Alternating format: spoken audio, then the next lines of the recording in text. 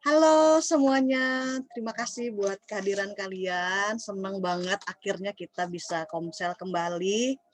Hari ini tema kita berbicara tentang kehendak bebas. Ya, pasti kalau dengar tema ini pasti udah paham kan kalau kehendak bebas itu seperti apa. Maksudnya kehendak bebas ini yang bebasnya tuh bebas banget atau memiliki batas dan sebagainya. Nanti kita akan belajar bareng dari apa yang akan di-share bareng-bareng sama-sama. Tapi sebelumnya kita berdoa dulu ya teman-teman. Mari kita berdoa.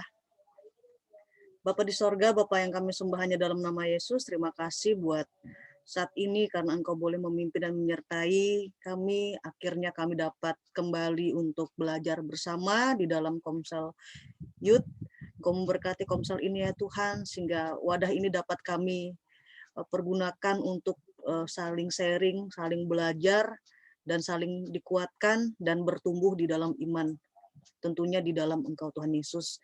Kami menyerahkan teman-teman yang hadir, Engkau berkati hamba-Mu yang akan menyampaikan tema ini ya Tuhan, dan juga Engkau berkati yang nantinya akan bergabung dengan kami, Engkau tetap sertai. Terima kasih, kami menyerahkan waktu ke depan ini hanya di dalam nama Yesus. Amin. Baik teman-teman, hari ini akan saya sharekan tentang free will ya, tentang kehendak bebas ya. Jadi hari ini kenapa saya begitu tertarik dengan kalimat ini ya? Saya nggak tahu ya, tertarik aja gitu kan. Apakah orang Kristen punya yang namanya free will atau kehendak bebas ini dan sebagainya. Nanti kita akan bahas bareng-bareng. Jika teman-teman ada yang mau bertanya, kita bisa sambil sharing ya di sini ya. Sambil sharing di sini karena kita di sini belajar bersama. Oke, teman-teman, kita langsung masuk definisi. Kalau bicara tentang kehendak bebas atau free will, itu bicara tentang apa sih? Nah, saya mendapatkan di Merriam-Webster's Learning Dictionary simple definition of free will ya. Definisi yang sederhana, the ability to choose how to act, kemampuan untuk memilih bagaimana bertindak. Lalu di situ juga tertulis the ability to make choice that are not controlled by fate or God, kemampuan untuk mengambil keputusan pilihan yang tidak dikontrol oleh nasib atau Tuhan. Lalu kalau definisi secara full ya, secara lengkapnya ya, kebebasan manusia untuk mengambil pilihan tanpa ditentukan oleh penyebab awal atau campur tangan ilahi. Ini baru definisi ya teman-teman kalau bicara tentang kehendak bebas. Berarti kalau sudah berbicara tentang kehendak bebas, berarti kita tidak dikontrol oleh apa sih istilahnya, tidak ada, kalau bahasanya tuh intervensi gitu ya. Tidak ada intervensi dari siapapun gitu kan. Jadi masing-masing orang itu memiliki kehendaknya ya. Dia bebas untuk memutuskan, dia bebas untuk memilih dan sebagainya.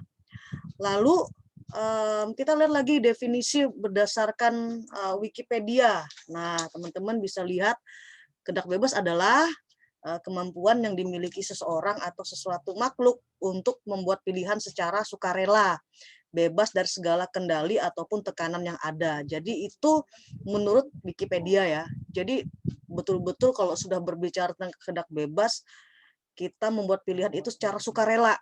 Jadi kalau misalnya orang memilih untuk berbuat dosa, dia sedang menggunakan kehendak bebasnya, tapi sukarela, tapi ya sukarelanya berbuat dosa gitu, nah kayak gitu ya. Berarti dia tahu konsekuensinya kalau misalnya dia berkehendak bebas, ya bebasnya ngelakuin dalam hal dosa, berarti dia secara sukarela membuat hidupnya terhukum lah istilahnya, atau terikat dengan hal-hal dosa. Oke, lalu definisi umumnya apa sih? Free will atau kehendak bebas yang dianugerahkan oleh Tuhan, di mana manusia yang membuat keputusan akhir menurut kehendaknya sendiri. Free will itulah yang membuat manusia bebas untuk memilih taat ataupun memilih tidak taat ya. Jadi ada dua pilihan ya, mau taat atau tidak taat. Apakah kehendak bebas itu punya batasan-batasan atau tidak terbatas? Mungkin kita bisa share sedikit di sini, sharing di sini. Menurut Sally, kehendak bebas yang Sally pahami, ya, seperti apa? Ya, pasti kan Sally punya yang namanya pendapat sendiri, ya enggak ya? Kayak seperti misalnya Sally memilih untuk bekerja di tempat yang sekarang kan pasti memiliki pertimbangan-pertimbangan dan tidak diintervensi. Dan kalaupun ada orang-orang sekitar memberikan masukan, kembalikan kepada Sally memutuskan, gitu kan? Oke, silakan Sel. Sedikit kita sharing sedikit, nanti kita lanjut lagi ya. Kalau dari Sally, nanti lanjut dari teman-teman yang lain juga. Ya, silakan. Hai Ica. Ya, silakan. Kalau dari saya sendiri adalah free will itu bisa dikatakan haknya kita dalam menentukan atau dalam mengambil suatu keputusan.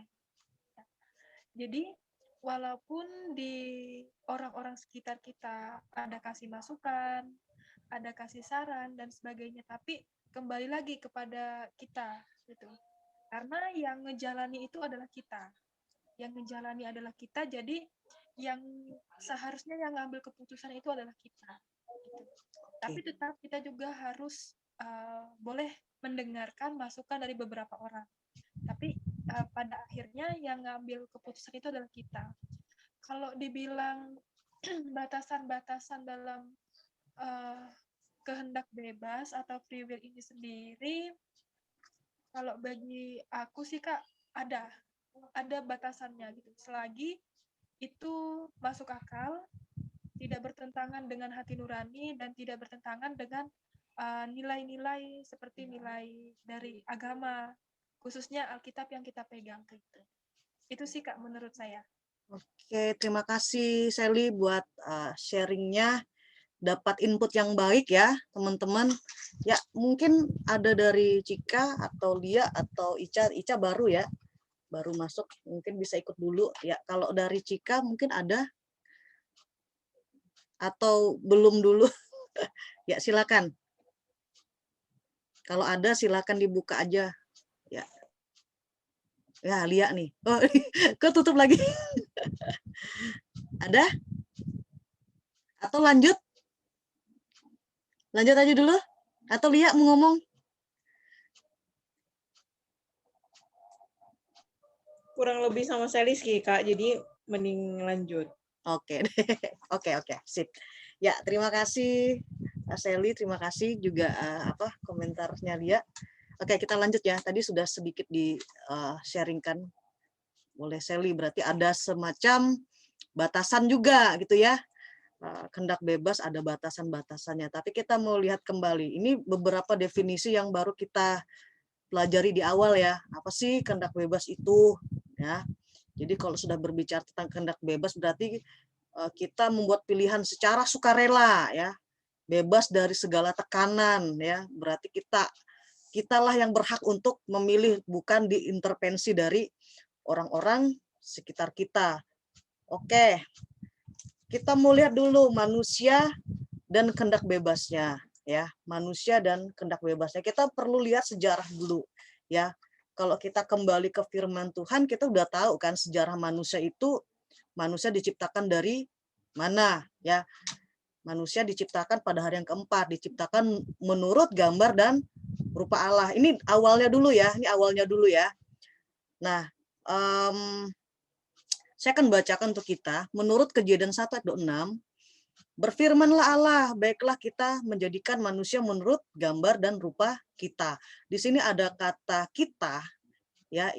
Kita ini bicara tentang Allah Tritunggal, ya. Ya, jadi ini jamak ya, kata ini jamak ya. Lalu Kejadian 27, Maka Allah menciptakan manusia itu menurut gambarnya, menurut gambar Allah diciptakannya dia, laki-laki dan perempuan diciptakannya mereka, manusia. Nah, ini penjelasannya, manusia merupakan keberadaan yang keseluruhan dirinya mencitrakan dan mencerminkan Allah, ya. Itu dia ya sejarahnya berdasarkan firman Tuhan. Nah, teman-teman lihat ya di sini saya kasih gambar di sini. Manusia bukanlah robot yang dikendalikan Tuhan. Kalau misalnya kita diciptakan jadi seperti robot, berarti kehendak kita itu benar-benar dikendalikan. Ya kayak robot, tahu aja robot itu seperti apa sih gitu kan. Robot itu kalau robot aja ya, zaman sekarang kan apa sih AI, aku lupa namanya,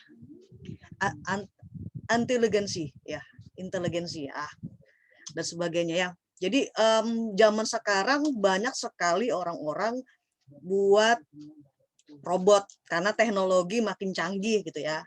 Nah kalau kita lihat robot itu kan diciptakan dari mesin dan tentunya robot lo nggak punya hati, tidak punya hati seperti kita. Robot itu nggak bisa merasakan sedih, tidak bisa merasakan, pokoknya tidak memiliki emosi seperti kita. Nah, jadi kalau manusia robot ya, pasti dia tidak memiliki kehendak bebas ya, tidak memiliki kehendak bebas. Tapi karena kita diciptakan bukan robot gitu ya, kita diciptakan menurut gambar dan rupa Allah. Jadi Tuhan tuh kasihkan kita anugerah ya. Apa anugerahnya? Itu kehendak bebas. Coba kita lihat lagi ya. Gambar Allah dalam manusia meliputi struktur maupun fungsi. Nah, yang dimaksud gambar Allah secara struktur adalah berbagai karunia yang ada dalam manusia, termasuk kekuatan intelektualnya, rasional, moralitas, serta kesadaran akan keilahiannya dia. Lalu yang dimaksud gambar Allah secara fungsional terdiri dari pengetahuan ya, intelektual juga ya, pengetahuan, kebenaran dan kekudusan yang sesungguhnya, atau dengan kata lain berfungsinya manusia secara benar dalam keharmonisan dengan kehendak Allah bagi dirinya, penekanan pada tindakan ya, relasi dengan Allah dan sesamanya. Ya, jadi pasti berbicara tentang hubungan, relasi dengan Allah. Itu dia ya. Lalu ya, yang kedua nih ya. Ini tadi sebentar aku lihat cek dulu. Ini yang sejarah manusia yang pertama ya, diciptakan menurut gambar dan rupa Allah ya.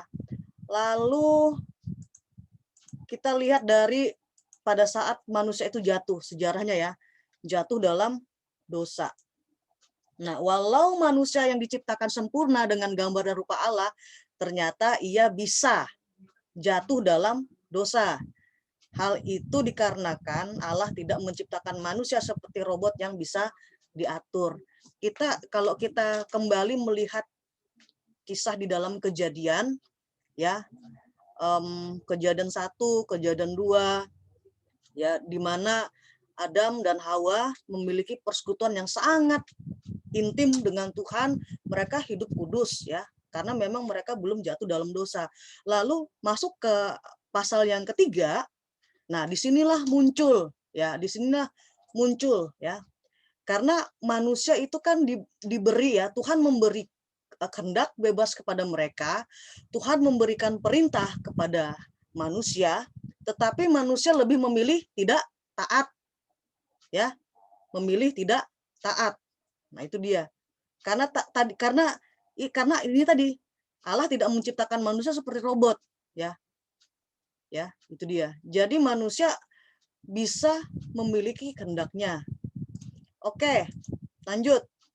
Lalu di sejarah yang ketiga, dari sisi adanya pemulihan atau rekonsiliasi dalam Kristus ya, pemulihan hubungan antara manusia ya, antara Allah dengan manusia. Nah, ini ya.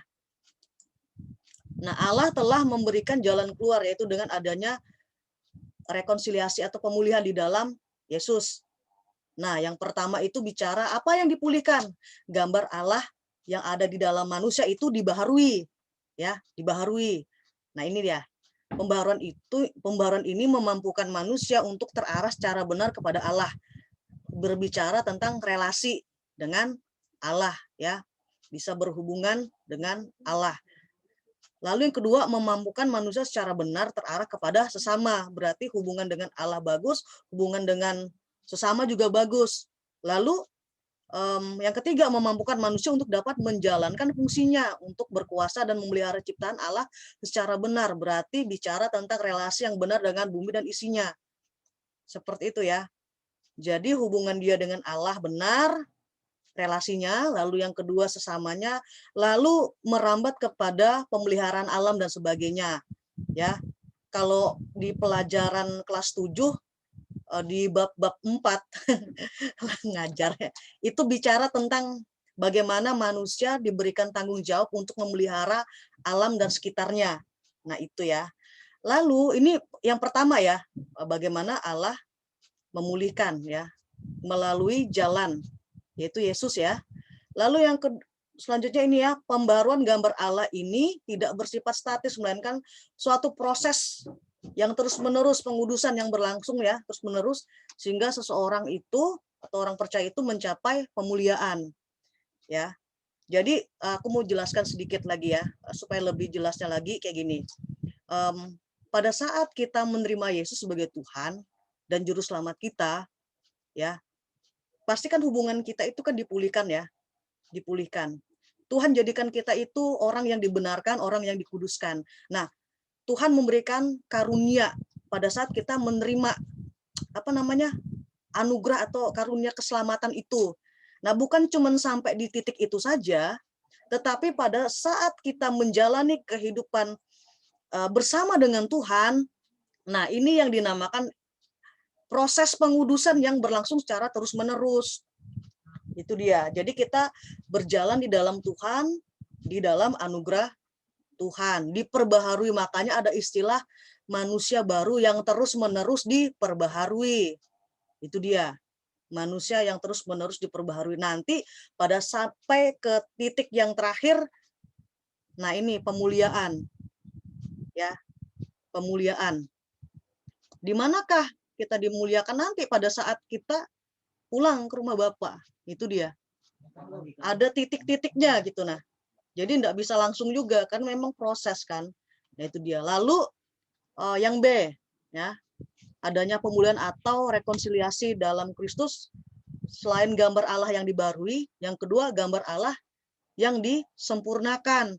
Nah, pada saat pemuliaan, nah kita dimuliakan nih ya, gambar Allah dalam diri manusia akan disempurnakan. Semua manusia yang ada dalam Kristus akan menjadi serupa dengan Dia. Karena memang tujuan akhir kita sebagai anak-anak Tuhan itu serupa dengan Kristus. Itu dia. Hidup sama seperti ya, serupa dengan Kristus atau keserupaan dengan Kristus. Makanya ada istilah kembali lagi kristosentris ya, berpusat kepada Kristus. Berarti kalau berbicara berpusat pada Kristus, berarti tujuan utama, tujuan akhirnya adalah serupa seperti Kristus. Nah, itu dia ya. Ini yang ketiga berdasarkan sejarahnya ya. Sejarahnya poin yang ketiga. Oke. Coba kita lihat lagi beberapa macam kehendak bebas. Nah, rupanya kehendak bebas itu ada macam-macamnya. Oke. Tapi ini menurut Agustinus ya, ada 3 macam kehendak bebas berdasarkan kronologisnya yang saya temukan. Nah, sebelum kejatuhan. Nah, sebelum kejatuhan manusia ke dalam dosa. Jadi kehendak bebas yang sempurna benar-benar dapat membedakan mana yang baik, mana yang salah. Ya. Karena sebelum kejatuhan kan belum ada dosa. Adam dan Hawa belum berdosa pada saat itu. Jadi memang benar-benar kehendak bebas mereka itu sempurna banget gitu ya. Karena berbicara tentang ini adalah anugerah yang diberikan oleh Allah. Ya. Jadi sebenarnya bisa gitu kan. Dia hidup dalam kesempurnaan, kehendak bebas yang sempurna. Lalu kehendak bebas diciptakan baik adanya. Itu yang pertama, teman-teman ya. Jadi kehendak bebas itu diciptakan baik adanya, sama seperti Tuhan menciptakan manusia itu sungguh amat baik. Jadi apa yang diciptakan Tuhan itu baik semua. Jadi pada saat sebelum kejatuhan ya, semuanya baik. Lalu kehendak bebas memungkinkan adanya kemampuan untuk berbuat dosa serta kemampuan untuk tidak berbuat dosa. Jadi mau pilih taat atau tidak taat. Itu dia ya. Taat atau tidak taat. Nah, Adam dan Hawa diperhadapkan nih dengan yang hal ini ya. Lalu yang ketiga, kehendak bebas menuntut kewajiban moral. Nah, ini dia. Jadi kalau tadi Sally bilang kebebasan kehendak bebas itu tetap memiliki batasan, betul, karena dia menuntut kewajiban moral. Itu dia. Jadi kita enggak bisa semena-mena dengan kehendak bebas semau-maunya gue, enggak. Jadi kehendak bebas itu harus disertai dengan tanggung jawab, kewajiban moralnya seperti apa dan sebagainya. Lalu penggunaan kehendak bebas adalah secara sukarela, bukan suatu keharusan. Ya, jadi kehendak bebas yang kita pilih ya itu sukarela kita. Kalau sampai ada orang memilih ya kehendak bebasnya, dia memilih untuk hidup dalam dosa. Misalnya dia hidup dalam dosa perzinahan. Berarti dia dengan sukarela nanti kalau misalnya dia terima hukuman ya.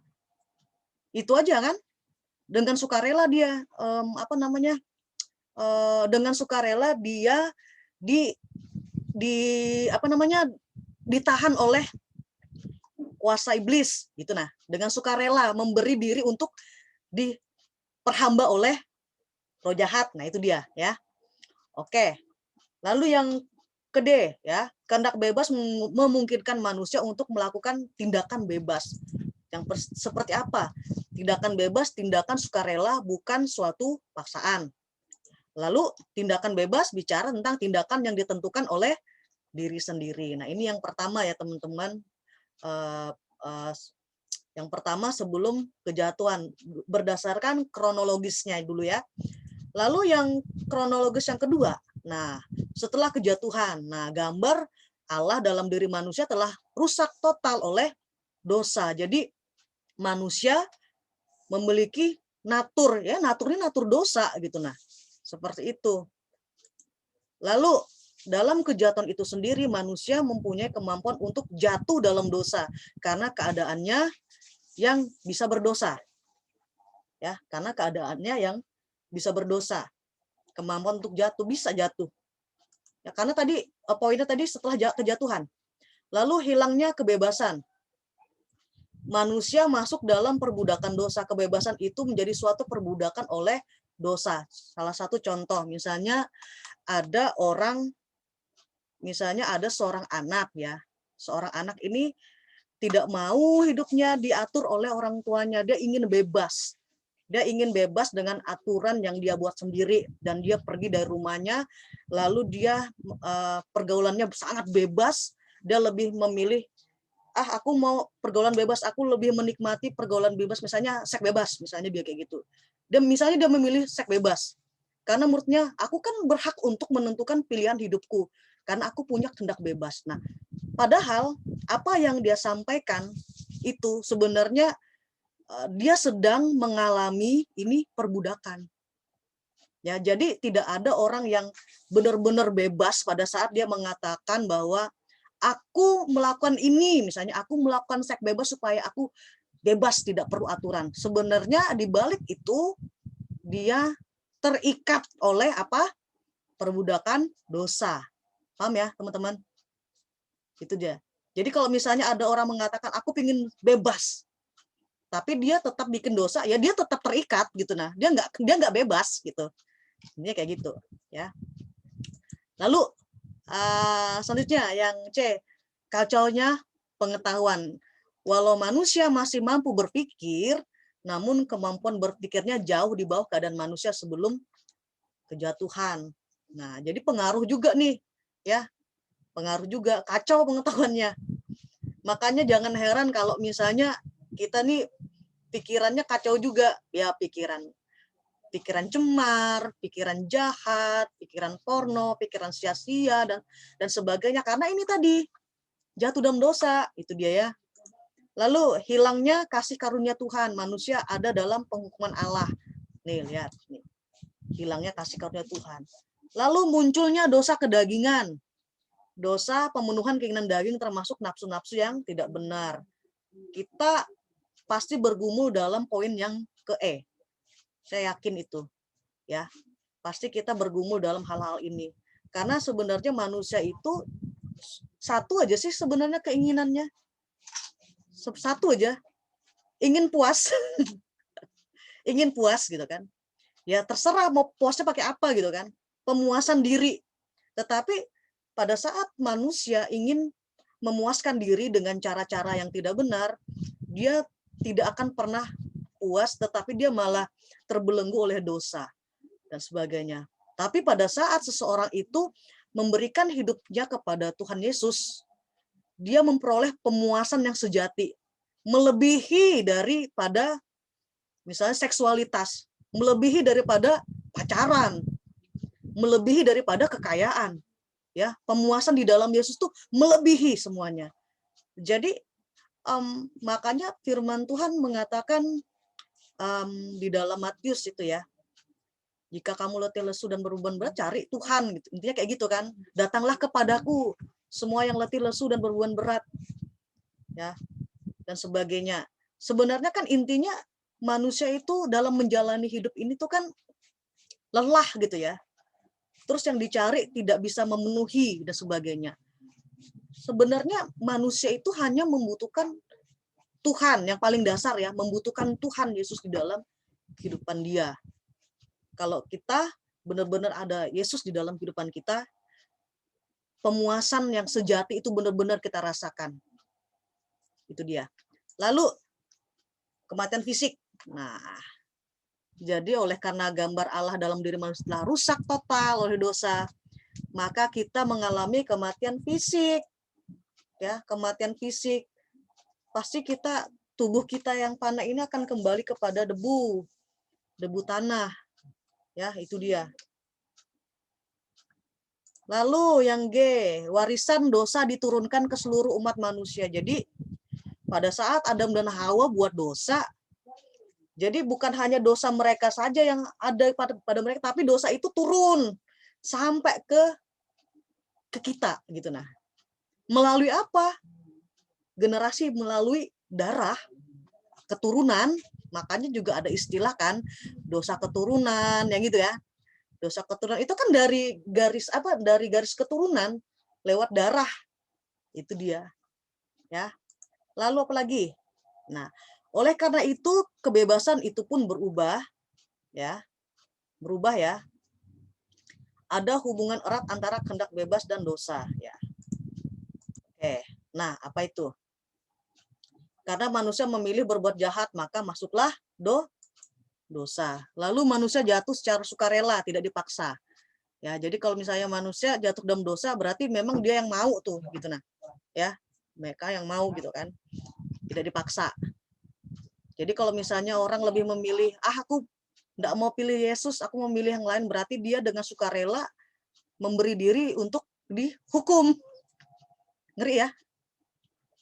Dengan sukarela nih gitu nah. Dihukum enggak tahu deh, enggak kebayang deh. Terus yang selanjutnya yang C, manusia yang jatuh dalam dosa ya.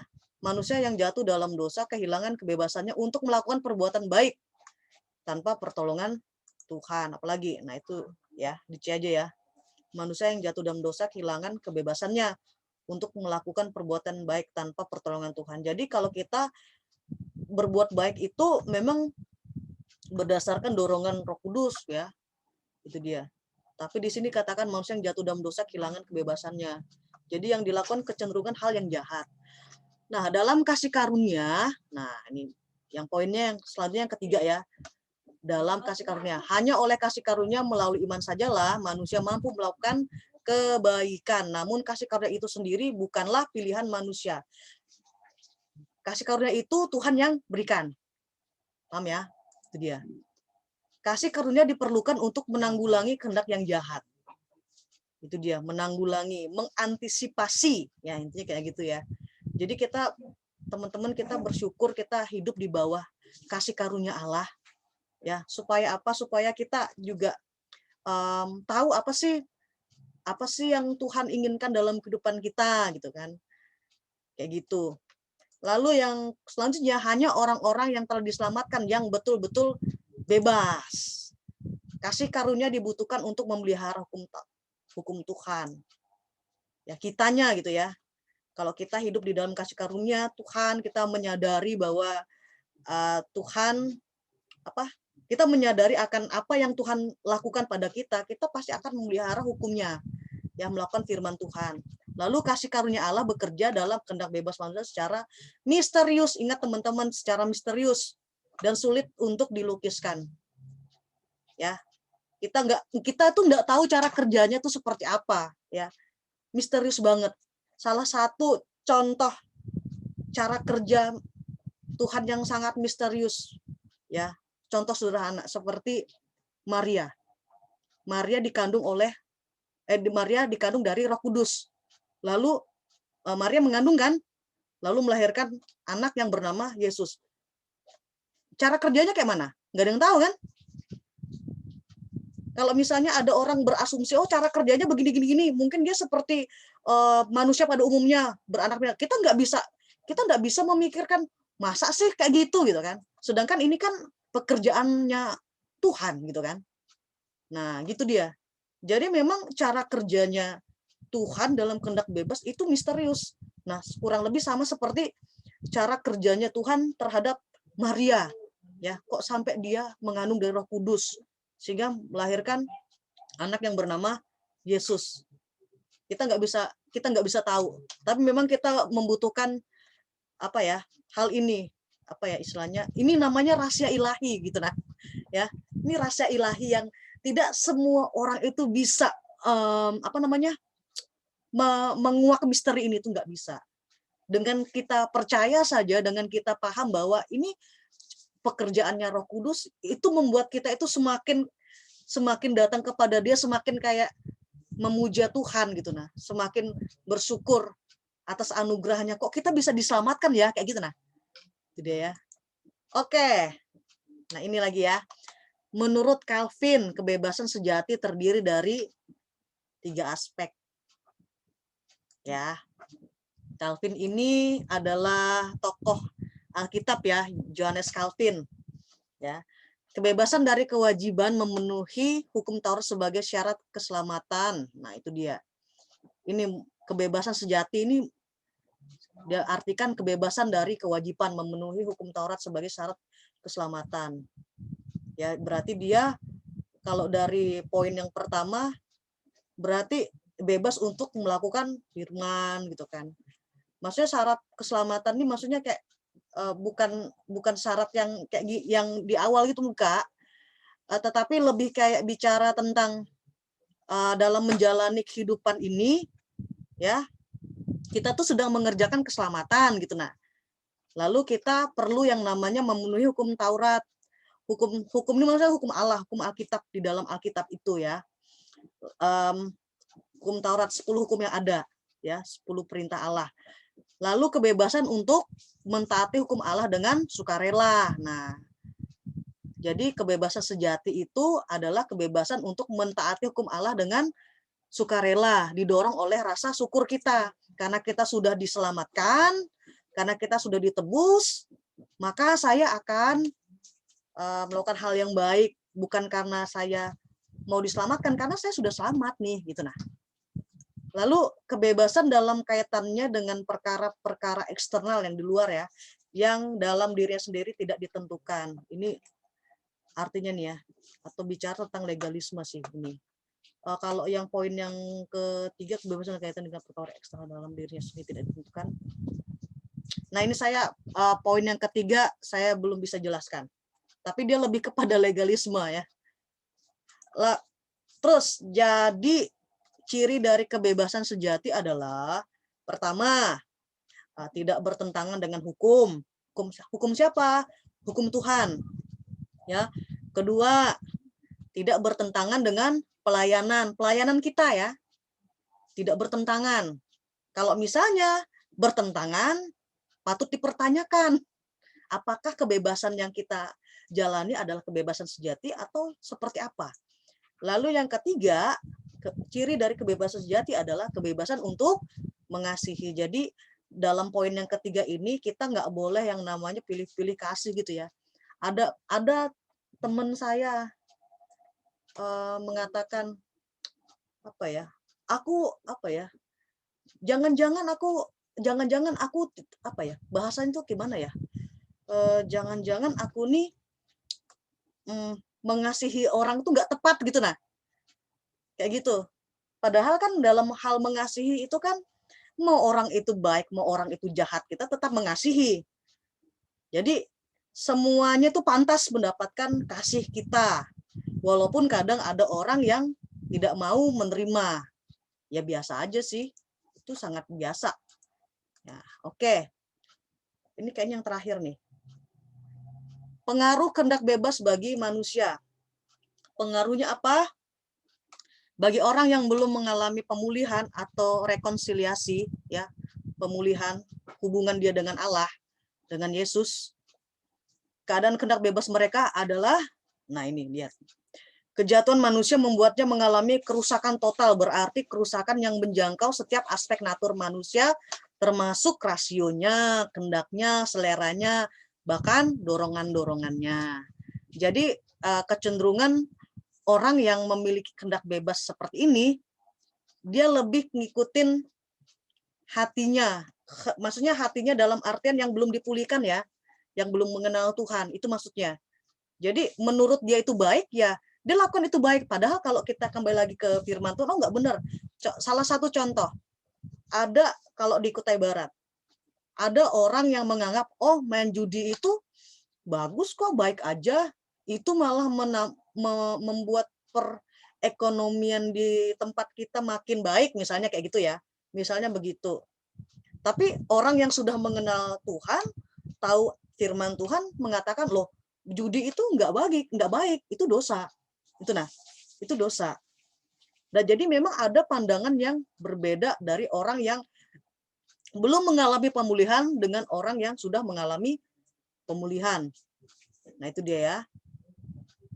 Oke, ketika manusia jatuh dalam dosa, ia sudah tidak lagi mempunyai kebebasan sejati. Ya. Ia telah menjadi budak dosa, kata Yesus kepada mereka, aku berkata kepadamu, setiap orang yang berbuat dosa adalah hamba dosa. Yohanes 8 ayat 34. Kebebasan sejati yaitu kemampuan untuk menyenangkan Allah. Sudah tidak ada lagi. Yang ada hanyalah keinginan untuk memuaskan kedagingan mereka. Egosentrisme yang kuat. Jadi kalau orang yang belum mengalami pemulihan, rekonsiliasi, atau orang yang belum menerima Yesus, pasti keinginan atau kehendak bebasnya itu ini tadi, siapa yang menguasai gitu kan, dia diikat oleh budak ya, diikat oleh dosa, jadi dia menjadi hamba dosa. Kalau hamba dosa kan berarti dia masih terikat dengan dosa. Di sini dikatakan kebebasan sejati yaitu kemampuan untuk menyenangkan Allah sudah tidak ada lagi. Ya bagaimana dia mau menyenangkan hati Allah sedangkan dia belum mengalami rekonsiliasi atau pemulihan atau pertobatan. Yang ada hanyalah memuaskan kedagingan, egosentrisme yang kuat. Nah, itu dia ya. Banyak kok di sini ya. Maksudnya banyak sih kalau coba aja deh cek-cek di Instagram itu kan selebgram yang banyak sih ya. Ya ada juga orang yang sudah percaya, ada yang belum, tapi ada juga yang dia bilang dia percaya sih gitu, tapi tidak menunjukkan kehidupannya gitu. Nah, dia tidak menunjukkan kehidupannya dia sebagai orang yang bentar. Lagi komsel, Cin. Sorry. Oke, lanjut ya. Pengaruh kehendak bebas bagi manusia. Nah, bagi orang yang telah mengalami rekonsiliasi, berarti orang yang sudah dipulihkan, orang yang sudah menerima Yesus. Kehendak bebasnya itu seperti apa sih gitu kan? Nah, keadaan kehendak bebas mereka itu ya, mereka yang telah mengalami penebusan telah dilahirkan kembali. Nah, ingat tuh, telah dilahirkan kembali dari Roh Allah. Sebagai manusia yang telah diperbarui, mereka menjadi serupa dengan Kristus dan mempunyai gambar yang sejati yang hanya mempunyai keinginan untuk menyenangkan hati Tuhan. Lalu tujuan mula-mula manusia telah dipulihkan, yaitu untuk memuliakan Tuhan dan menikmati Dia atau mengalami Tuhan ya. Kehendak bebas mereka yang ada dalam Kristus ada dalam ruang lingkup kasih karunia. Jadi kalau bicara tentang kehendak bebas yang dialami oleh orang-orang yang mengalami rekonsiliasi, pemulihan, orang yang sudah menerima Kristus, dia itu berada di dalam jangkauan kasih karunia, ya. Berarti yang dia lakukan apa? Hal-hal yang baik, standarnya firman Tuhan. Tapi kadang kita juga bisa jatuh ya dalam dosa ya. Saya mau tanya, apakah orang yang sudah mengalami rekonsiliasi atau pemulihan hubungan dengan Tuhan, orang yang percaya Yesus, bisa berdosa nggak? Bisa. Nah, bisa. Makanya perlu adanya yang namanya pembaharuan kan. Manusia kita terus-menerus diperbaharui. Karena saya yakin, bukan hanya saya, tapi saya tahu bahwa semua orang yang percaya Yesus, semua orang itu mengalami pergumulan dalam hal melawan keinginan dagingnya. Benar kan? Apa sajalah itu ya. Keinginan daging banyak, silakan dicek di dalam Galatia pasal 5 ayat 19. Nah, itu ya. Kehendak bebas mereka yang ada di dalam Kristus ada dalam ruang lingkup kasih karunia. Nah, sebagai kesimpulannya, nggak banyak-banyak. Kehendak bebas orang percaya berbeda dengan kehendak bebas orang yang tidak mengenal Tuhan. Karena kehendak bebas orang percaya ada dalam lingkup kasih karunia. Sedangkan kalau orang yang tidak mengenal Tuhan, dia masih dikatakan sebagai apa ya, masih terikat ya, masih terikat akan apa ya, akan dosa karena menjadi hamba dosa dan sebagainya. Oke, itulah sedikit ya, banyak ya. Oke, itulah sekelumit gimana sih. Oke, kita telah belajar tentang kehendak bebas ya. Jadi memang awal-awal pada saat aku cari tema apa ya, istilahnya aku tertarik dengan tema ini gitu kan. Terus aku agak-agak bingung kan waktu awal kehendak bebas. Nah, bebas ini yang seperti apa gitu kan? Kayak gitu kan. Apakah ada batasan atau tidak? Kalau misalnya kehendak bebas kan bebas kan gitu kan. Ternyata pada saat belajar, lihat lagi, oh ternyata kehendak bebas yang Tuhan berikan itu akan dipertanggungjawabkan gitu. Nah, kehendak bebas. Karena bicara tentang kehendak bebas, kan itu kan kita diperhadapkan dengan pilihan-pilihan gitu ya. Pilihan, ada banyak pilihan. Misalnya contohnya di dalam hal dalam hal ini, seseorang bisa menerima Yesus sebagai Tuhan. Ada orang yang aku nggak mau terima Yesus gitu kan. Ada orang yang aku mau terima Yesus karena Yesus adalah keselamatan. Tapi ada orang yang tidak mau memilih gitu kan. Nah, bagaimana dengan orang yang tidak mau memilih? Berarti kalau orang yang tidak mau memilih berarti sebenarnya dia telah memilih untuk tidak percaya kepada Tuhan. Ya, itu dia. Jadi, soalnya ada dua pilihan. Yang mana gitu kan. Tapi memang kembali lagi ke firman Tuhan, memang Tuhan yang memilih kita sebelum dunia dijadikan. Ya, tapi kalau misalnya konteksnya manusia, wah, aku memilih Tuhan sebagai Tuhan dan juru selamatku gitu kan. Nah, itu dia. Konteksnya kita melihat dari sisi manusianya gitu ya. Tetapi dari sisi Tuhannya ternyata bukan kita yang memilih Tuhan, tetapi Tuhanlah yang memilih kita sehingga kita itu bisa percaya kepada Dia. Oke, ini tema ini menarik ya. Siapa tahu kalian bisa bawa tema ini gitu kan. Kita kayak sharing-sharing gitu, ini asik banget gitu ya. Kadang aku bisa terjebak juga di dalam kata kehendak bebas itu tadi.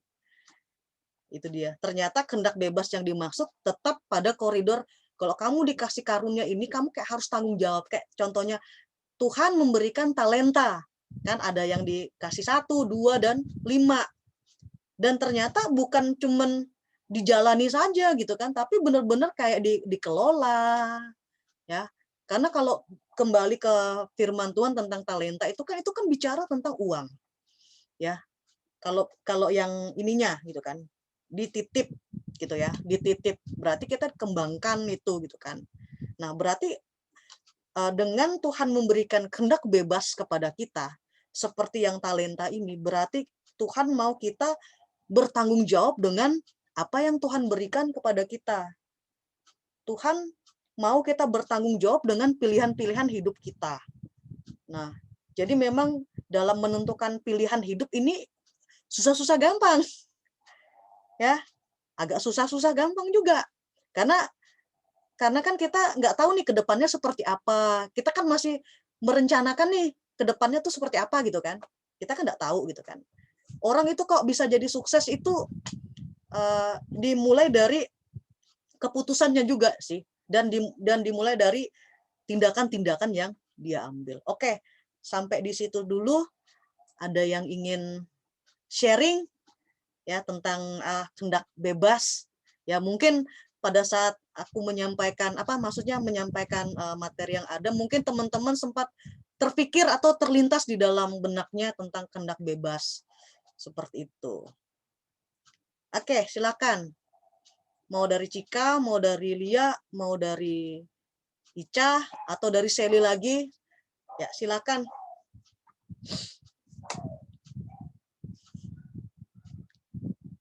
Ayo, silakan.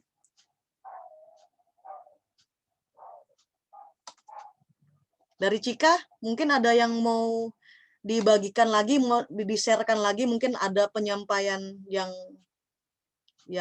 belum ngena gitu kan, atau Cika mau tambahkan lagi, silakan Cika. Ini bagus banget materi ini tuh dijadikan kayak diskusi nih, bagus banget nih. Pasti kalau sudah bicara kasus-kasus ya, tentang kasus gitu kan, menarik gitu kan, menarik. Kan kalau bicara tentang kan Tuhan itu kan tahu tuh masa depan kita gitu kan, ya. Tuhan itu kan tahu masa depan kita. Terus Tuhan itu juga tahu masa depan orang-orang yang bisa gini. Apakah Tuhan itu menentukan orang masuk neraka? Kayak gitu nah. Atau seperti apa gitu kan. Kan ini kan ada kasus-kasus nih, ada pertanyaan-pertanyaan seperti ini. Ini menarik. Gitu kan. Apakah Tuhan itu nggak mengintervensi orang-orang yang ini supaya mereka ini bertobat, maksudnya terima gitu nah. Maksudnya terima aja. Kenapa selalu manusia itu kayak dikasih pilihan gitu kan. Kenapa kok manusia itu nggak percaya semuanya aja kepada Yesus gitu nah. Nah itu ini kasus ini kan. Ini kita bisa sambil sharing ini menarik ya. Ya silakan Sally atau Cika, mungkin ada yang dari teologi ya. Ya silakan. Buka aja mic-nya Cika. Kita tidak dengar. Oke. Yang apa tadi yang sudah disampaikan sama Tante kan ada yang di akhir itu kan misalnya kan kita sudah dipulihkan. Nah, pasti bisa tetap jatuh lagi kan ke dalam dosa. Jadi ya benar apa yang disampaikan juga kan, pasti setiap manusia kita harus diperbarui terus kan dengan kehendak. Terus tadi itu ada terpilang teh, lupa. Langsung hilang. Hilang otakku. Tadi itu aduh. Tentang apa yang Tuhan yang tadi pas di yang mana nih, poin mana?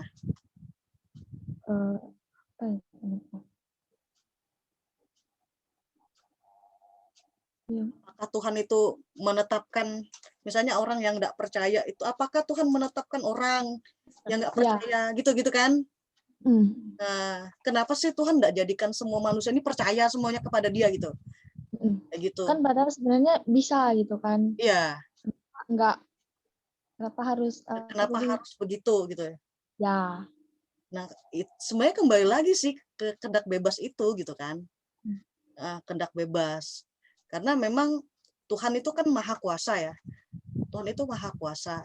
Sebenarnya dia bisa lakukan apapun, tetapi kalau sudah berbicara tentang iman, apa ya, iman gitu kan, kepercayaan kita kepada Tuhan dengan hati, ya percaya di mana? Percaya itu di mulut atau di hati? Ih, tapi Percaya di biasanya kan hati. kebanyakan orang kan cuma di perkataannya aja gitu Ya, kan. jadi kalau mengaku kan di mulut, Heeh. ya berdasarkan Roma 10:9-10 nanti dibaca aja. Jadi mengaku itu di mulut, percaya itu di dalam hati. Nah, kalau sudah bicara tentang hati, hati ini kan Tuhan itu kan cara kerjanya itu kan memang teratur ya. Dia itu bukan Allah yang maksa gitu nah. Bukan Allah yang maksa, ayo kamu, kalau kamu ke situ nanti kamu dapat hukuman gitu kan. Sebenarnya manusia itu sampai dia tidak mau percaya karena memang hatinya itu loh, dia yang kayak nutup hatinya untuk menerima, dia menutup hatinya gitu nah, tidak mau terima Tuhan gitu nah. Tapi kalau misalnya sampai orang itu bisa mau, itu kerjanya Roh Kudus juga gitu nah. Nah, terus siapa sih yang membuat dia tuh bisa mau percaya? Itu Roh Kudus. Yang gerakan hati dia untuk percaya. Itu Roh Kudus. Tetapi kalau ada seseorang yang mengeraskan hatinya, berarti itu bicara tentang keinginan dia sendiri tuh. Keinginan dia. Keinginan hati dia, apa namanya? Keinginan daging lah istilahnya ya. Keinginan daging dia gitu kan. Dia nggak mau. Nah, jadi itu dia secara sadar, secara sukarela ya, secara sadar ya, secara sukarela aku nggak mau, istilahnya ini, aku sukarela nggak mau terima Yesus, berarti dia sudah tahu konsekuensinya ya, kayak gitu dia. Cuma memang kalau sudah bicara tentang ranahnya kemahakuasaan ini memang aduh otak kita ini nggak bisa menyelami ya gitu kan, karena memang kalau sudah bicara tentang kemahakuasaan Tuhan itu waduh gila. Tapi itu ya memang kalau bicara tentang kemahakuasaan Tuhan itu apa ya, otak ini kan nggak cukup ya, tapi itu melampaui gitu nah, melampaui gitu kan, istilahnya melampaui ya. Walau otak kita ini kecil ya, otak kita kecil nggak bisa dimasukin semuanya kan, tetapi dengan iman, nah itu dia iman itu loh. Nah iman kan dalam hati gitu kan, nah itu dia. Oke, ada lagi yang lain mungkin Sally mau nambahin apa ini Kalau menambahkan sih enggak sih. ya, atau mungkin mau Ya, menyampaikan. kalau dari saya secara pribadi ya, kalau berbicara tentang kehendak bebas, kayak malam ini tuh kayak dikuatkan lagi gitu. Terkadang namanya kita dalam pergaulan ya, dalam pertemanan pun, apalagi kita punya teman yang ibaratnya belum percaya sama Tuhan Yesus. Intinya di luar Tuhan lah gitu. Apa ya? Mungkin ketika mereka bilang seperti ini, ayo dong ini begini, nggak apa-apa itu mah biasa begini. Nah, tapi kadang dari dalam hati itu kayak bertentangan gitu. Nah, ini nggak boleh, seharusnya itu nggak boleh, ayo nggak boleh kayak gitu. Jadi kayak malam ini kayak kembali dikuatkan lagi, apa ya, diingatkan lagi untuk benar, Dipus, ya dimotivasi. benar-benar kita itu harus, ya benar-benar kita itu harus uh, gunakan kehendak bebas kita itu dengan benar gitu. Artinya ya sesuai dengan hukumnya Tuhan gitu. Dan itu tidak bertentangan dengan apa namanya, moral, tidak bertentangan dengan apa yang Tuhan katakan gitu. Ya memang sih kan yang ngejalani hidup itu kan kita gitu. Tapi kembali lagi bahwasannya apa yang kita lakukan itu kan semuanya akan dipertanggungjawabkan. Jadi benar-benar kayak diingatkan lagi untuk benar-benar nih apa ya,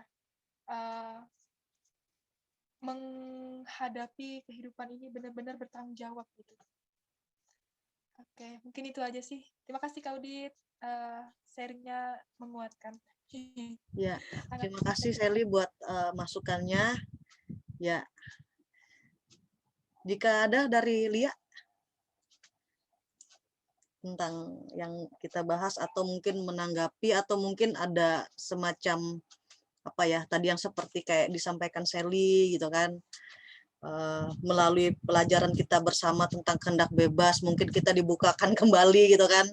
Oh ternyata kehendak bebas itu bukan sebebas-bebasnya maunya gue gitu kan, tapi sebebas-bebas ini tetap pada koridor ada tanggung jawabnya gitu kan, ada kewajiban secara moralnya gitu kan. Nah itu dia. Oke, ya, oh ya ada Ica. Hi. Oke, ya Lia silakan atau mungkin Ica boleh juga silakan. Oh, si Ica bingung. Oke, tapi sampai di sini teman-teman ngerti ya maksudnya ya, kehendak bebas ya. Gimana Lia, paham ya?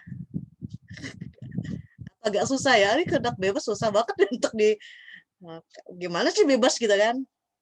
Kayak gitu ya.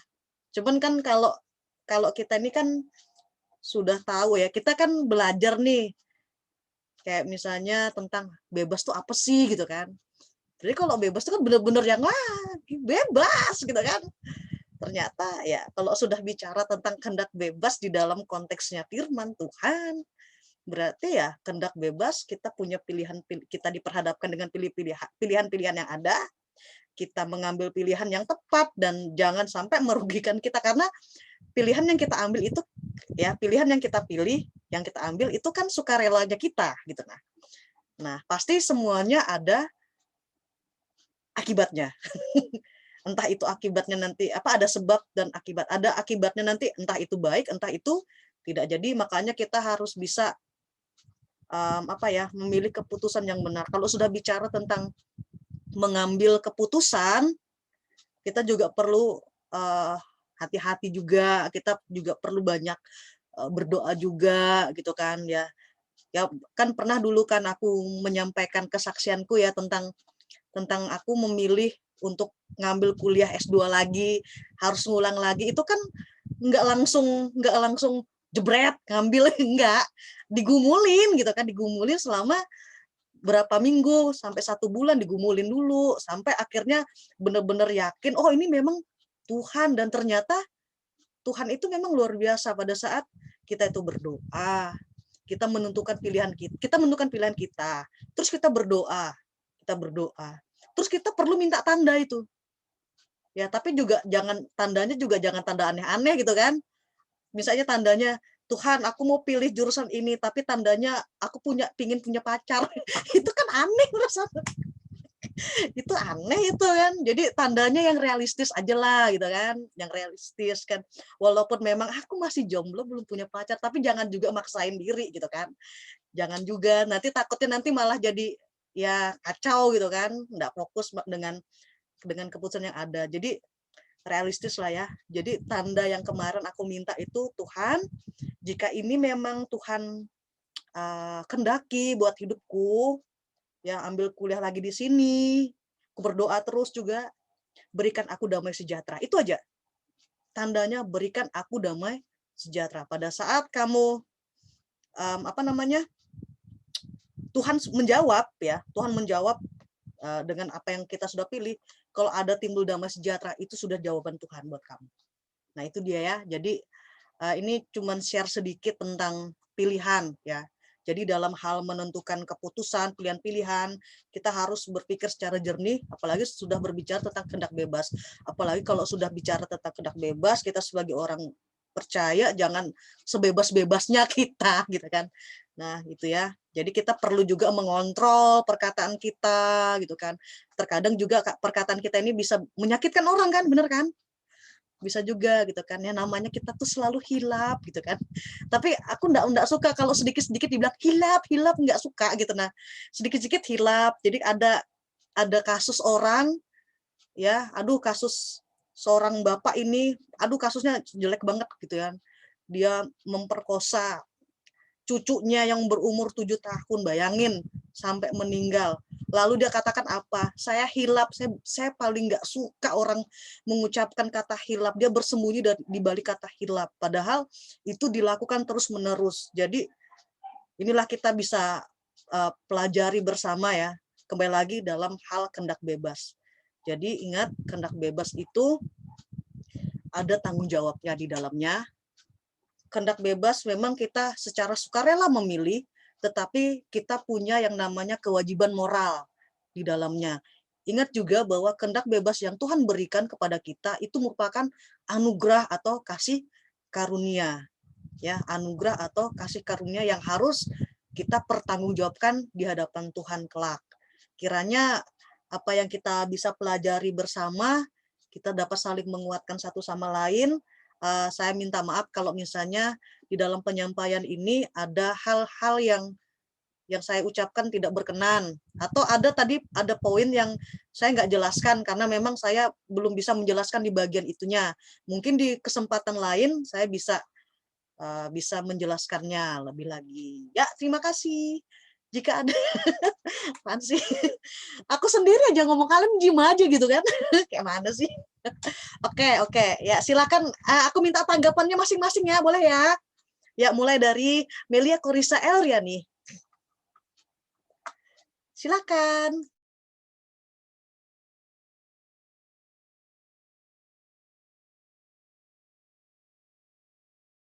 Ya, silakan kepada Ica untuk menanggapin sepatah dua patah kata. Oh, dia aku di luar. Oke dah. Tapi sampai sejauh ini paham ya maksudnya ya? Oke, terima kasih Ica. Ya, sepatah dua patah kata dari Cika dulu deh. Ya. Buka dulu Cika, ya. Yang disampaikan sama Anda tadi yang tentang apa sih kehendak bebas.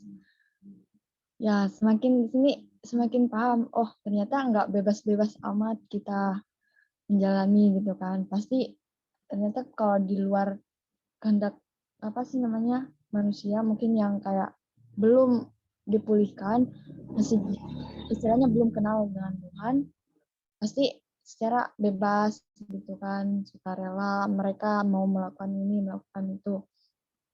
Dan juga diingatkan lagi tadi apa ya kehendak yang dari Tuhan, diingatkan lagi kan, oh ternyata nggak bebas-bebas amat kalau kita dalam kehendak yang ya sudah istilahnya dipulihkan kan, nggak bebas-bebas amat, sudah ada ini gitu kan.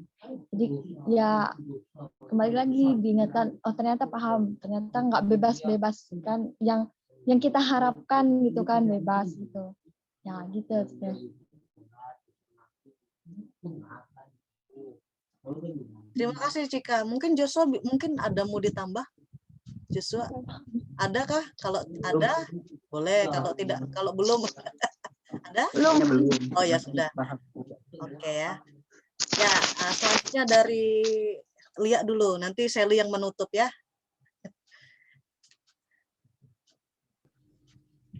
Kalau yang tadi kakak bilang yang apa? Tuhan tuh kan tahu istilahnya masa depan kita. Sempat dengar ada teman berdua ngobrol, nyaring banget sih dia ngobrol, jadi kedengaran sampai. Yang satunya ngomong tentang LGBT, satunya ngomong kan ada istilahnya kayak cowok tapi kayak kecewa-cewaan kan.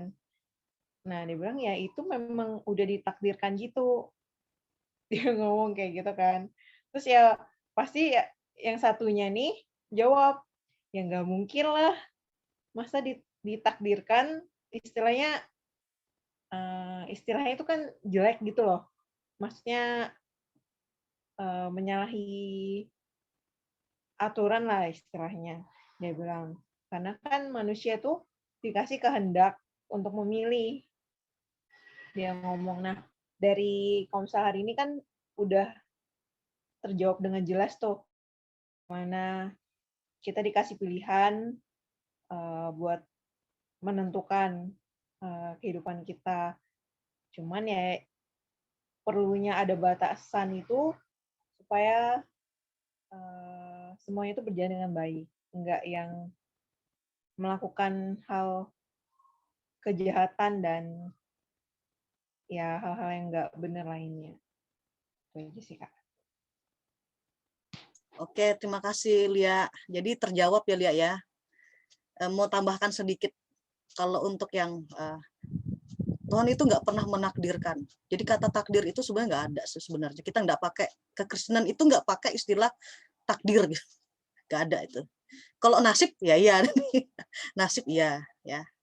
Nasib mujur dan sebagainya. Jadi memang itu kalau sampai ada orang yang bilang, oh saya ditakdirkan sudah menjadi LGBT, berarti sebenarnya itu sebenarnya pilihannya dia gitu kan. Mungkin maksudnya dia mau jujur, saya mau jujur karena saya tuh kondisi saya seperti ini. Justru di sini letaknya ya, di mana kita harus menyangkal diri. Walaupun mungkin orientasinya ya, ini malah panjang lagi nih, nggak apa-apa ya. Ya, mungkin maksudnya gini ya, mungkin orientasinya arahnya ke arah situ gitu ya, LGBT gitu kan. Karena memang kecenderungan manusia itu pasti arah orientasi seksualnya ada yang arahnya ke situ gitu. Nah, terus tapi ada orang yang dia tahu arahnya ke situ tapi dia nggak mau gitu. Nah, dia mau tetap dengan aku ini Tuhan ciptakan menurut gambar dan rupa Allah gitu. Nah, aku ini laki-laki, aku ini seorang perempuan gitu. Nah, kayak gitu.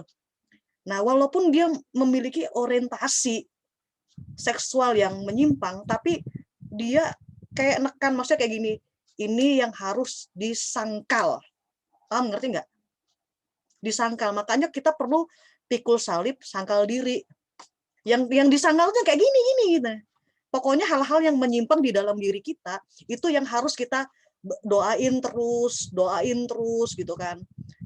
Supaya akhirnya kita itu benar-benar yang dikuduskan Tuhan terus-menerus. Akhirnya kita tuh dengan pola pikir yang lama dulu tidak ke situ arahnya orientasinya, tapi arah orientasinya benar gitu. Nah, Tuhan ciptakan menurut gambar dan rupa Allah, laki-laki dan perempuan, walaupun di dalam diri kita mungkin ada kepikiran kayaknya orientasiku nih beda deh.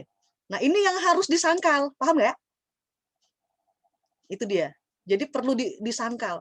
Memang untuk pikul salib dan menyangkal diri itu tidak mudah, teman-teman.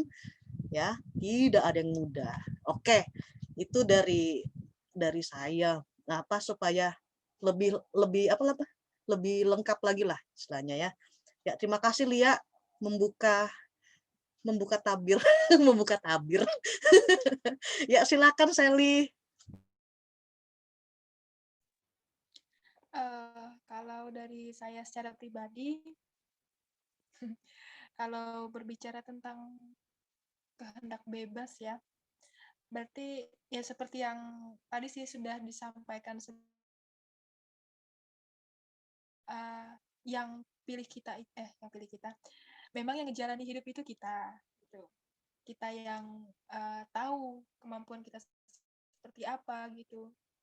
Dan balik lagi saat kita mengambil keputusan, ya kan manusia kan punya kehendak bebasnya itu, nah dalam menentukan atau mengambil keputusan. Ya keputusan yang kita buat ya tetap harus sesuai dengan apa yang jadi kehendaknya Tuhan gitu. Jadi jangan sampai keluar dari kehendaknya Tuhan dan jangan sampai bertentangan dengan firman-Nya gitu. Itu yang pertama. Terus tadi tuh ingat yang Kak Udit sampaikan, apa sih yang manusia cari? Manusia cari itu hanya satu, kepuasan. Kalau ngelihat contoh di kehidupan ya, ngelihat di lingkungan sekitar gitu, emang benar ya, ternyata kecenderungan orang itu memang suka cari yang namanya kepuasan gitu. Dia nggak puas sama yang ini, dia cari di sini gitu. Nggak puas sama yang di sini, cari di sini gitu. Nah, tapi yang pemuasan yang sejati itu memang datangnya dari Tuhan. Jadi tadi diingatkan lagi, oh iya benar. Kayak diingatkan lagi, selama ini tuh arah ibaratnya kiblat aku jalan ini kemana nih? apakah menyimpang, apakah masih dalam koridornya Tuhan gitu. Jadi kayak kembali diingatkan lagi, oh iya ya, jadi seperti itu. Terus itu yang ketiga, eh, harus memulihkan apa ya, harus ada pemulihan, dan pemulihan yang sejati itu memang ada di dalam Tuhan gitu. Dan yang terakhir, eh, Tuhan mau kita belajar untuk bertanggung jawab atas hidup kita, atas apa yang kita pilih, atas apa yang kita buat, keputusan-keputusan yang kita ambil gitu. Jadi itu yang saya pelajari ya, yang saya boleh dapatkan di Komsel pada hari ini. Itu sih Kak. Ya itu Kak. Terima kasih. Ya, terima kasih Sally. Uh, kita semuanya diperkaya di sini, kita boleh belajar bersama, khususnya di dalam tema kehendak bebas. Terima kasih buat kehadiran kalian ya. Ini merupakan komsel perdana kita setelah sekian lama kita dengan aktivitas kegiatan PPL ya, dengan kegiatan pasca, Jumat Agung dan sebagainya. Akhirnya kita bisa bertemu. Sebenarnya tadi tuh agak sanksi sih, maksudnya aku agak ragu sih gitu kan. Aku agak ini kan, apakah teman-teman ini antusias nggak nanti pada saat aku undang di Komsel Kairos, karena pengalaman kemarin dengan anak-anak remaja, mereka satu pun tidak hadir, tapi saya belajar untuk tidak kecewa dengan hal itu, karena memang situasi sekarang ya khususnya buat anak-anak remaja itu begitulah, ya mereka adalah generasi alfa. Seperti itu. Jadi yang bisa kita lakukan buat anak-anak remaja kita cuma bisa berdoa, dan kita juga berdoa buat komunitas kita, Komsel Youth ini, supaya di dalam komunitas ini benar-benar komunitas yang dipakai Tuhan. Ya, kita bisa bertumbuh di dalam komunitas yang sehat, komunitas yang selalu melibatkan Tuhan Yesus di dalamnya. Nah, terima kasih buat Lia, buat kehadirannya ya, sangat senang sekali.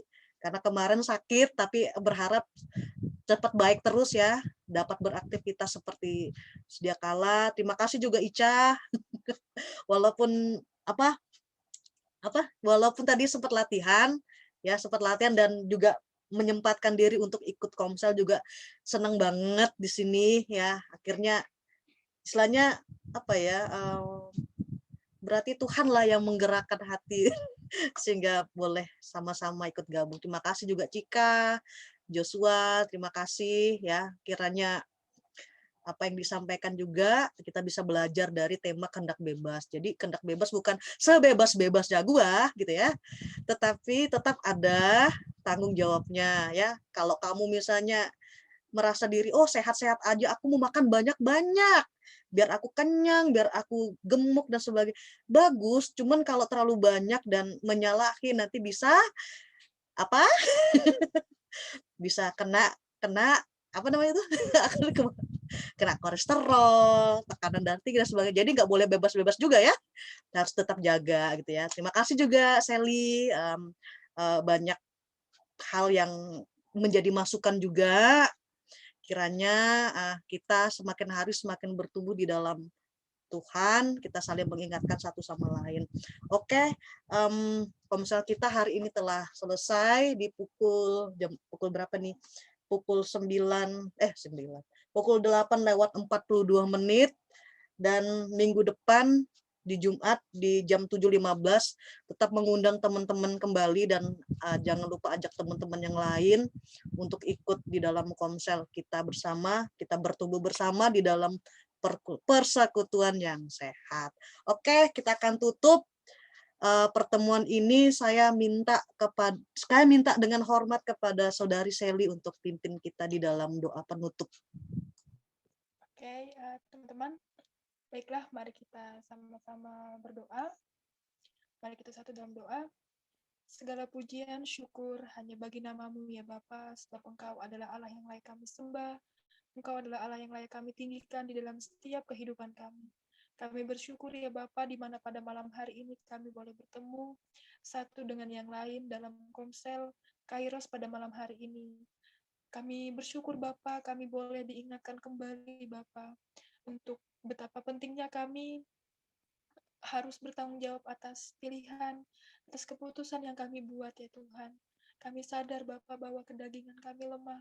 Kami sadar Tuhan kami tidak mampu berjalan sendiri dan kami butuh Tuhan, butuh Roh Kudus-Mu Tuhan untuk senantiasa menguatkan, menolong, bahkan menyertai hari-hari kami ya Bapa. Kami serahkan hidup kami ke dalam tangan-Mu, bahkan apa yang menjadi cita-cita kami, pergumulan kami, bahkan masa depan kami ya Tuhan, kami serahkan semuanya ke dalam tangan-Mu.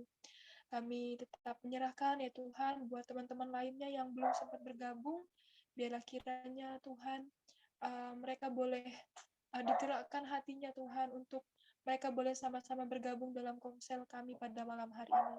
Dan berkati teman-teman yang sudah bergabung pada malam hari ini, berkati Kak Udit yang telah menyampaikan sharingnya ya Bapak, biarlah kiranya Engkau tetap senantiasa terus memberkati dia dalam pekerjaan, dalam pelayanan, dalam masa depannya, bahkan pasangan hidupnya Tuhan juga memberkati dan Tuhan persiapkan. Biarlah kasih dan karunia daripada Allah Bapa boleh menyertai Kak Udit dalam setiap kehidupannya. Berkati juga Lia ya Bapa dalam pekerjaannya, dalam masa mudanya, bahkan semuanya ya Bapak kami serahkan semuanya ke dalam tangan-Mu. Keluarganya kami serahkan semua ke dalam tangan-Mu. Berkati Ica, kami serahkan semuanya ke dalam tangan-Mu dalam pekerjaannya ya Bapak, dalam pasangan hidupnya, bahkan dalam pergumulannya, dalam pelayanannya Tuhan, kami serahkan semuanya ke dalam tangan-Mu. Berkati juga Cika ya Bapak dalam menempuh pendidikannya di STTI, Tuhan senantiasa memberkati, Engkau berikan kekuatan bagi Cika Tuhan untuk dia senantiasa tetap kuat dan tetap teguh Tuhan dalam menempuh pendidikan ini. Berkati juga Joshua, kami serahkan Joshua ke dalam tangan-Mu, masa muda Joshua, bahkan dalam pendidikannya, dalam keluarganya Tuhan Kau memberkati. Terima kasih Tuhan, hamba-Mu juga berdoa buat pribadi hamba-Mu, Kau memberkati hamba-Mu dalam pekerjaan, dalam pergumulan hamba-Mu, bahkan masa depan hamba-Mu serahkan semuanya ke dalam tangan-Mu. Terima kasih Bapa, kami sangat bersyukur pada malam hari ini, dan berkati ya Bapa dalam peristirahatan kami pada malam hari ini, biarlah kami boleh tidur, kami boleh istirahat dengan tenang, sehingga besok pagi kami boleh menyambut hari yang baru bersama dengan Engkau dengan penuh sukacita. Kami bersyukur Bapa atas anugerah-Mu, dan kami mengakhiri komsel kami pada malam hari ini. Di dalam nama Tuhan kami Yesus Kristus, haleluya, amin. Amin. Kita fotoan dulu ya. Ayo, Ica. Ya. Kita fotoan ya. Oke. 1, 1, 2, 1, 2, 3. Oke, aku simpan dulu sekali lagi ya. Sekali lagi. Sebentar. Bentar.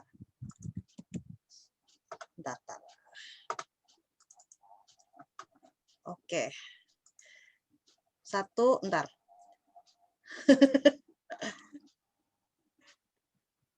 1, 2, 3. Oke, terima kasih. Saya mau menawarkan kepada teman-teman untuk minggu depan siapa yang rindu ingin membawakan komsel pada Jumat depan. Adakah yang mau dibagi?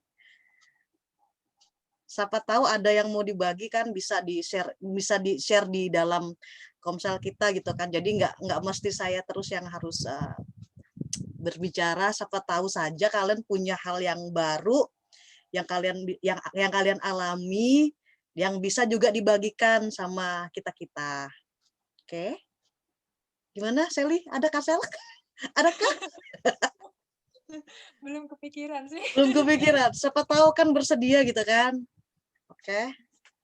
Cika, gimana Cika? Hah? Siapa? Cika, ada Cika. Oh, ada yang nawarin gimana kalau Cika katanya. Hah? Ya. Di komsel ini tempat latihan ya, tempat latihan kita supaya bisa pelayanan ini ya, tentunya kayak pelayanan firman gitu kali. Siapa tahu saja gitu ya. Oke, gimana Cika? Boleh Teh. Oke, sip. Sambil belajar. Oke, bagus. Berarti minggu depan hari Jumat Cika ya yang bawa ya. Nanti Cika pakai apa? Pakai apa yuk? Nanti Mungkin kalau kayak pakai laptop. kalau buat soalnya kalau laptop mungkin nggak terlalu bisa sih, soalnya kan tapi kalau diusahain lah pakai ituan Ya, PowerPoint kan seberapa gitu. nanti kalau misalnya mau pakai PowerPoint kan bisa share di Tante, nanti Tante yang share-kan gitu nah. Ah, Ya, iya. nanti disiapkan aja PowerPoint-nya, nanti share ke Tante ya. Oke, Oke. terima kasih teman-teman semua, teman-teman, ponakan, saudara-saudari yang dikasih oleh Tuhan kita Yesus Kristus, dan ada cucu juga di situ ya. Ya, Tuhan Yesus memberkati kita semua. Sampai jumpa, selamat beraktivitas. Salam sehat, Tuhan Yesus memberkati.